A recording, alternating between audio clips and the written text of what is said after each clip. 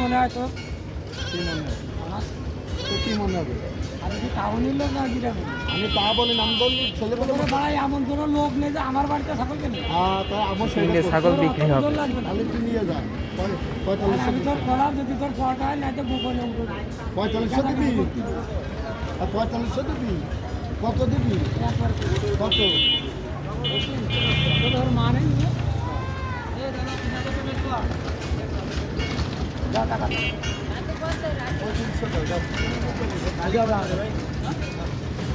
আমি আপনার দুধ খাতে লাগবে।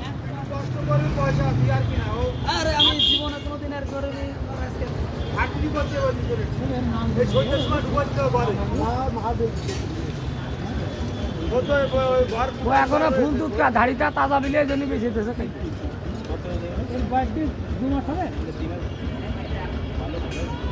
যদি মানুষ করতে পারো তাহলে লাভ আছে ঠিক নাই বলি গরু দুধ খাবে হ্যাঁ কিচ্ছু খাওয়ানো লাগবে গাছপাতা সব ঠান্ডা খাবে টাকা খাবে না সেটা বাচ্চাটা সেটা কেন গায় এই লোক কিনেছে এই ছাগল।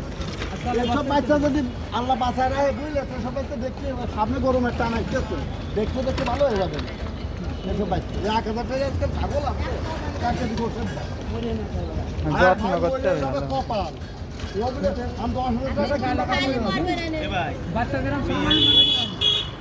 বাচ্চাদের মানুষ করে মানুষ করতে করে কোনো জিনিস পোষা যাবে না সেটার প্রত্যেকটা যত্ন করতে হবে ভালো করে, তাহলে ঠিক আছে যাবে। সাড়ে পাঁচ একটা না তিনটে 3.5 5.5 মরে যাতে পারে বাচ্চা না বাচ্চা যত্ন রাখতে হবে মানসিক যত্ন রাখতে হবে যত্ন রাখতে হবে বাচ্চা রাখতে হবে এই বাচ্চাটা একটু হরিণের মতো বাচ্চা খাবেন না খাবেন। হরিণের মতো কয়টা দুটো না তিনটে কত দিন কত বেচতে ও দিয়ে দিচ্ছে কত 3,000 এটা 1000 না ওই যে টাকা কাছে রে কত টাকা 3,000 টাকা বিক্রি হয়েছে। ছাগল তিনটে পছন্দ কত নিয়ে এই যে একটু গা রাখছি